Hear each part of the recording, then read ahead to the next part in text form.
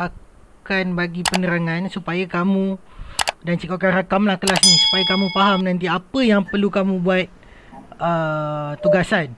Kalau cikgu tak rakam, nanti kamu duk tanya cikgu, semua orang tanya cikgu, cikgu cakap tengok rakaman semula, senang supaya kamu faham. Okay. So untuk tajuk hari ni, perniagaan stor makanan dan ternakan, cikgu rasa kamu dah pernah belajar. So kita refresh balik. Okay. Okay, tujuan dia kita nak mengelak berlakunya kerosakan pada kita punya makanan. Sebab tu kita kena uruskan pemakanan ternakan kita dengan betul. Stor kita kena betul. Okay, so bungkus makanan rosak serta proses pemindahan. Banyak proses rosak tu boleh berlaku semasa pemindahan ataupun semasa di dalam dan semasa pengeluaran. Okay. Dan yang kedua menyebabkan kerosakan adalah gangguan makhluk perosak. Okay, seperti tikus, burung, okay, tak cicak. Okay. Okay, pengurusan belian stok yang lebih sistematik. Kenapa kita buat penjagaan stok makanan? Supaya kita punya belian stok lebih sistematik. Janganlah dah habis makanan baru sibuk nak pergi beli. Itu kamu kena faham. Maknanya kalau kamu tahu belian makanan kamu mengambil masa 1 hingga 2 hari, so sebelum 1 hingga 2 hari tu kamu dah kena beli makanan top up. Jangan makanan dah habis baru beli. Cikgu selalu jumpa kadang-kadang masa yang mula-mula jadi usahawan dia jadi macam tu. Sepatutnya kamu dah kena standby. Yang kerja bahagian store pun banyak macam tu. Okay.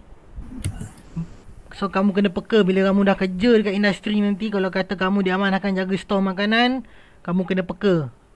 Okay, penyusunan bahan makanan yang lebih teratur dan kemas. Okay, kita ada pengurusan store yang bagus supaya kita dapat susun makanan kita dengan kemas mengikut kumpulan. Sebab apa kumpulan nanti cikgu akan ceritakan. Okay. Store makanan ternakan. Okay, tengok ini adalah ciri-ciri store yang kita nak. Lantai dan dinding yang tahan daripada gangguan makhluk perosak. So kita tahu makhluk perosak yang biasa ada untuk bahan makanan ni yang ganggu adalah tikus dengan burung liar. Okey. Pengudaran dan yang sistematik dan teratur. Kalau kamu buat makanan kamu dalam kontena besi, simpan dalam tu, so tak ada penggunaan. Satu, kalau makanan tu lembab dia akan rosak. Kedua, guni-guni kamu akan cepat reput bila dah lembab. Okey. Mempunyai sistem keselamatan, boleh berkunci dan pemasangan perangkap. Kalau kamu ada stor makanan tapi tidak boleh berkunci, jangan tanyalah kenapa makanan kamu masih hilang. Okay. Dan pemasangan perangkap, kena ada ruang untuk pasang perangkap hidupan liar, perosak. Sorry, ya. Okay, kedudukan yang berdekatan dengan tempat pemunggahan. Okay, so kalau kamu letak stor dekat belakang ladang yang membuatkan lori tak boleh masuk, pun tak ada function. Lori kat depan, kamu kena pikul makanan ke belakang. Okay, stor makanan kena sistematik yang dekat dengan tempat pemunggahan boleh berlaku. Okay, so bila dekat dengan tempat pemunggahan, kerja akan jadi lebih cepat dan jadi lebih senang. Kalau kamu letak jauh, lori tak boleh masuk, kamu dah buang masa kat situ. Okay, luas dan cukup untuk menampung jumlah penyimpanan mengikut jumlah ternakan. Okay, yang ini pun kamu kena ambil kira. Kalau kamu ada lembu banyak, kambing banyak, kalau kamu punya store makanan kamu kecil, so banyak kali lah kamu kena beli. Okay, makanan. Kalau misal kata kamu ada lembu kambing yang banyak, store makanan kamu besar, kamu boleh beli sekali banyak untuk memenuhi store makanan kamu. Okay. Tidak bercampur dengan store yang lain. Kalau store makanan sahaja. Jangan letak store makanan, dalam tu lah store makanan, dalam tu lah store racun, dalam tu lah store peralatan, dalam tu lah segala-galanya. Jangan buat macam tu. Walaupun kamu buka ladang dengan kos yang ladang dengan yang kecil, jangan buat macam tu. Satu, boleh berlaku keracunan. Contoh, kalau kamu kamu letak stor makanan kamu dengan stor racun. Okey.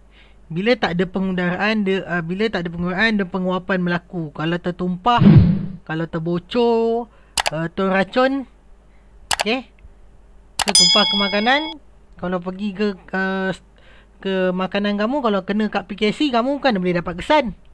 Okay, bila dah 2-3 hari PKC tu dah serap, habislah.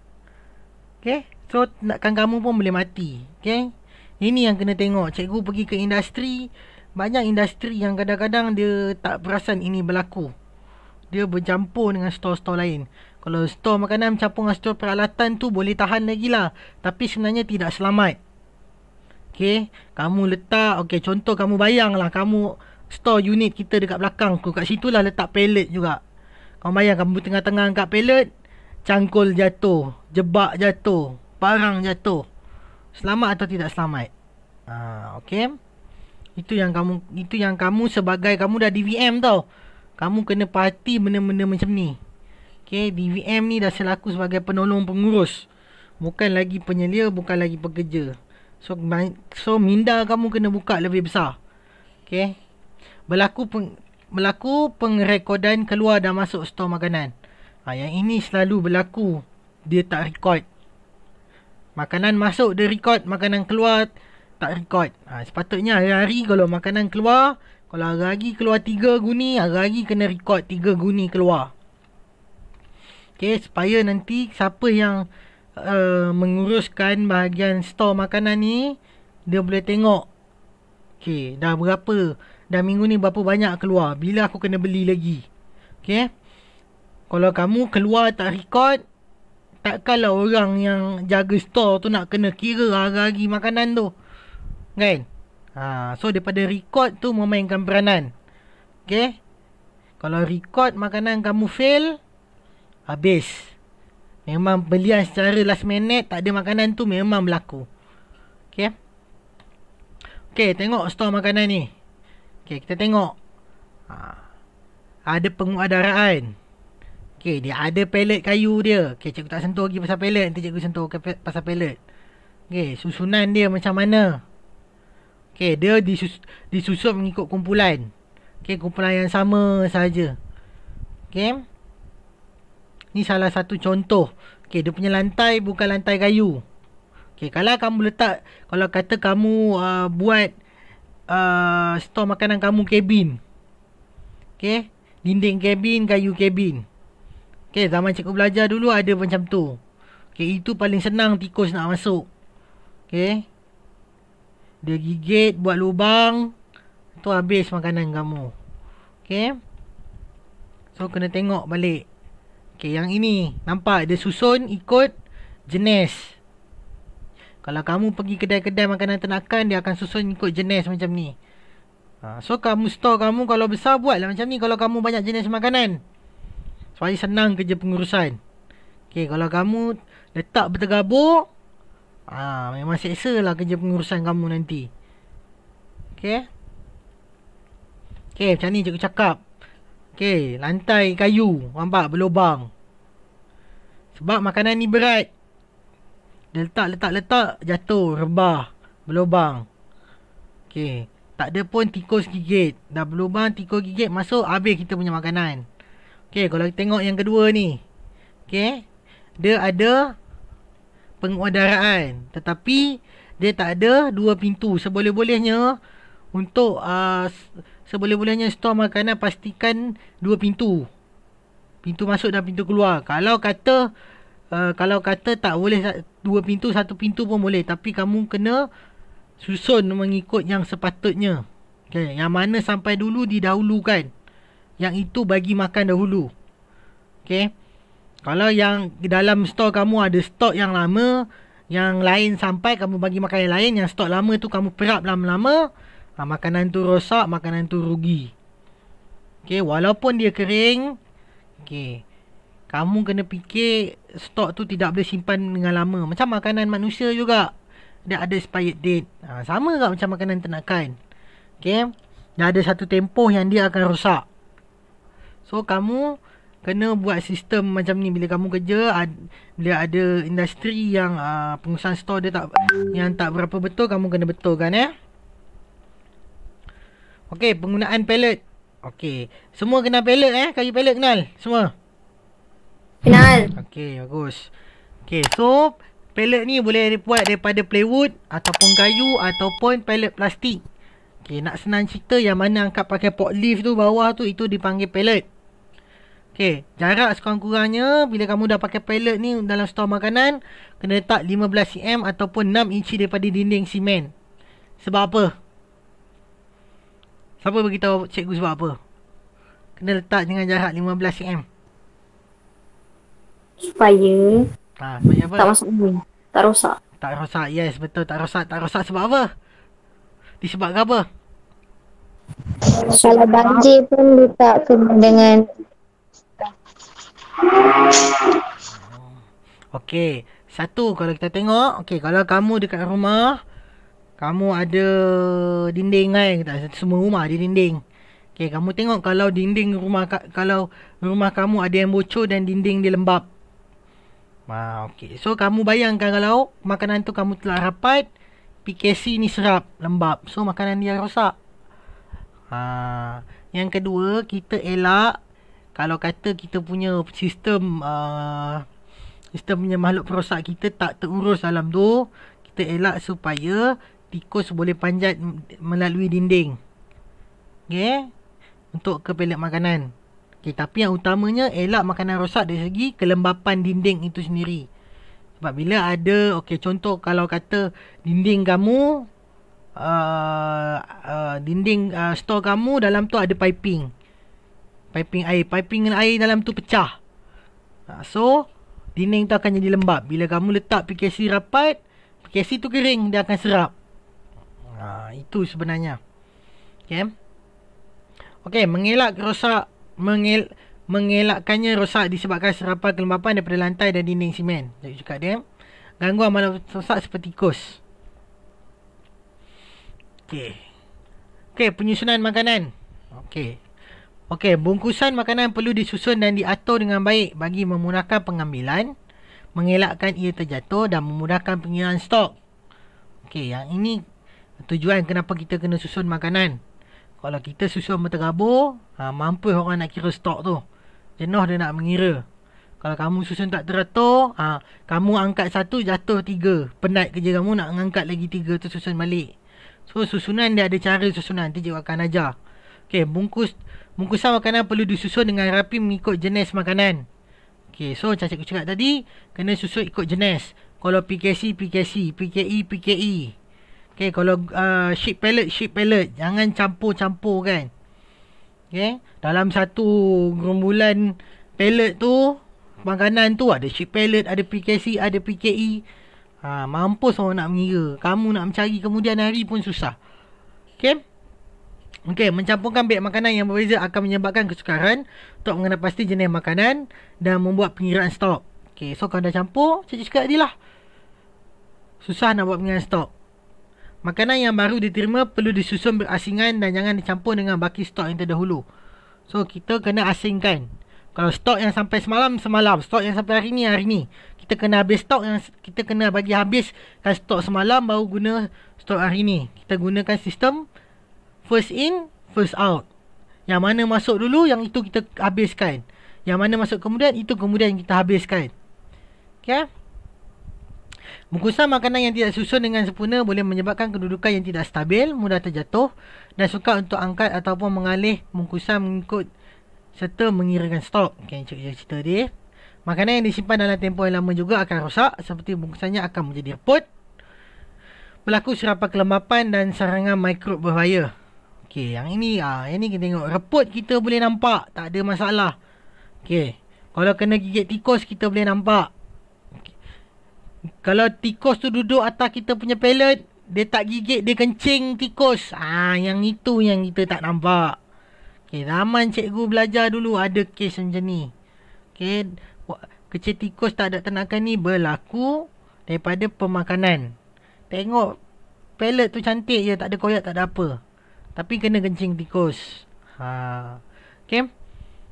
Lepas tu kelembapan. Okay, kelembapan kalau awal-awal kena kelembapan tak ada masalah. Kita boleh pegang pellet tu, kita tahu lembab. Kalau ada 3 hari dia dah serap. Daripada kulit guni tu pun kita tak dapat rasa.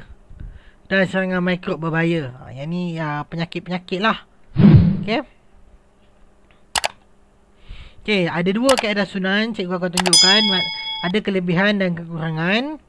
Okey, yang ni yang pertama. Letakkan 3 bungkusan makanan pada lapisan pertama atas pelet di mana 2 secara mendatar manakala 1 secara melintang. Lapisan kedua, letak bungkusan makanan pada arah yang berlawanan. Ini bermakna bungkusan makanan akan berjumlah 6. Okey, dia akan jadi macam ni. Yang pertama, 2 sini melintang sini, 1 melintang macam ni. Pesan kedua macam ni. Okey, kedudukan macam ni dia akan lebih kukuh. Okey, dia akan lebih kukuh. Dia sangat-sangat kukuh. Tetapi kekurangannya adalah dia akan menyukarkan pengiraan sekiranya kamu mengeluarkan dalam jumlah yang sedikit. Okey, contoh dia kata kat sini setiap baris ada 3. Kalau kata kamu keluar 4 saja. Kalau orang tu dia tak kira dengan betul, dia tak nampak lagi 2 yang atas tu, so dia punya bilangan stok akan lari. Okay. Okay, dari segi side tepi dia akan nampak jadi macam ni. Yang faham dia jadi macam ni. Kalau dia kira dari tepi memang susah nak nampak bacaan sebab dia tak nampak yang side sebelah sana. Tengok penyusunan yang kedua. Okey, susun 2 bungkusan makanan daripada lapisan pertama atas pelet secara mendatar dan letakkan 2 lagi bungkusan pada lapisan kedua dengan kedudukan yang sama. Ini bermakna bungkusan makanan berjumlah 4 beg. Okey, dia susun menegak macam ni. Susun menegak. Okey, untuk kerja yang ini sekiranya kamu buat dalam jumlah yang kecil. Dia tinggi macam tu. Kamu buat tinggi tapi kamu buat 2 baris, 3 baris ataupun 4 baris saja. Dia tak kukuh dari segi kiri dan kanan. Kalau kamu ada jumlah yang banyak, tak ada masalah. Kalau kamu jumlah yang sikit, kalau kamu buat tinggi, dia tak kukuh. Okey. Tetapi untuk kaedah ini dia akan memudahkan kerja pengiraan. Sebab dia dalam bentuk baris atas ke bawah menegak. So akan memudahkan kerja pengiraan. Okey.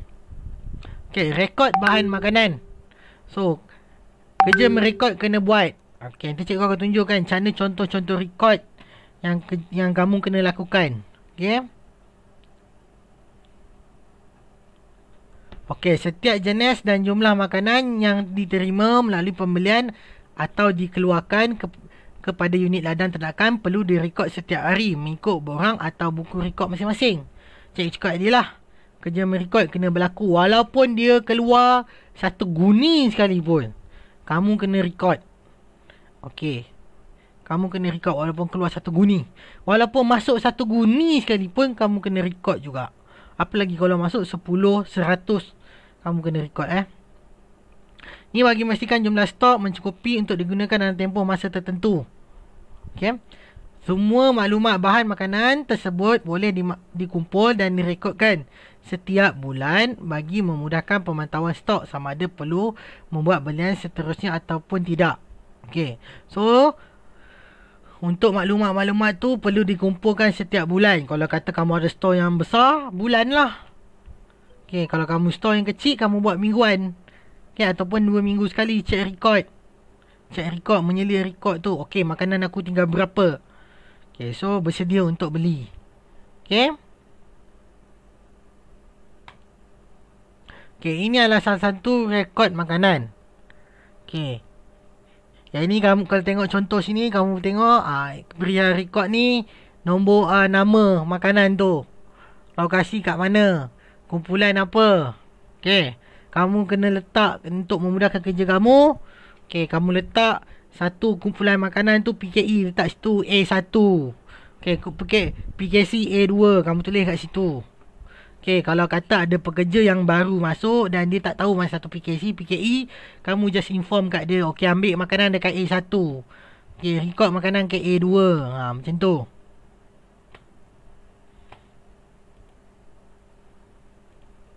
Okey. Ni nampak ni yang kamu kena record. Okey. Seterusnya, ini pun salah satu rekod juga. Okey, yang ini cikgu ambil daripada cikgu punya kelas yang sebelum ni, iaitu kelas poultry. Okey, rekod stok makanan. Makanan pembesar, berat per unit 50 kilo. So dekat sini masuk 50 unit, baki 50 unit. Nampak tiap-tiap hari dia keluar 3 unit, balance berapa? Okay, kat sini keluar 4 unit, balance berapa? Sampailah 8 hari bulan 5, dia keluar 9 unit, balance 8 unit. Dah kena beli, dah kena rancang, nampak tu, bersedia untuk belian yang baru. Okay, esok sampai 50 unit. Okay, yang ini kamu kena perhatikan. Okay, kalau kamu sampai ke sini, baki ni 1 unit, sedangkan lembu kamu makan 10 unit ataupun 8 unit satu hari, tinggal 1 unit, memang kebuluh lah lembu kamu. Okay. Okay, prosedur penjagaan stor. Okay, susunan peralatan dan bahan dalam stor jenis barang mengikut pengkelasan yang ditetapkan oleh pegawai penjagaan stor. Biasanya kalau dalam besar, ada pegawai yang selenggarakan stor. Tapi kebanyakan industri yang swasta, dia tak ada perkara ni. Biasanya penyelia dengan pengurus, kamulah kena uruskan stor. So kamu kena faham benda ni. Okay, keluar masuk barang hendaklah mengikut prinsip masuk dahulu dan keluar dahulu. First in, first out. Bila kamu uruskan stor makanan, ini adalah perkara yang kamu kena ingat.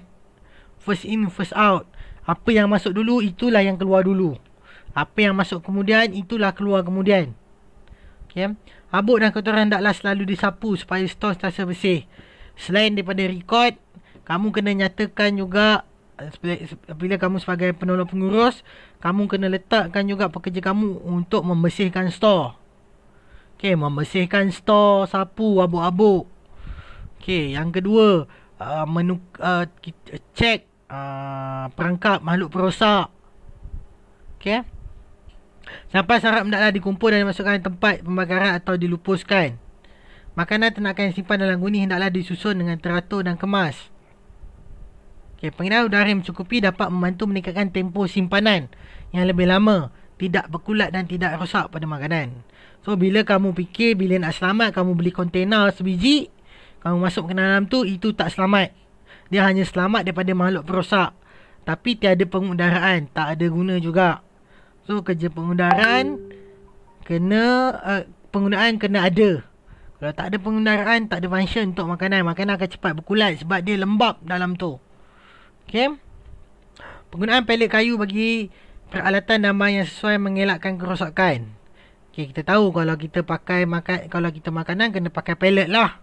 Okay, kalau dari segi peralatan, kalau kamu uruskan stor peralatan, kena pakai pelet juga. Letak pelet sebolehnya, tak pelet supaya tak ada berlaku kerosakan pada peralatan. Kalau biasanya stor peralatan, kita tak pakai pelet lah, kita pakai rak. Okay. Tapi seboleh-bolehnya kalau lantai kamu simen, lapikkan dengan kayu. Okay, buat lapisan.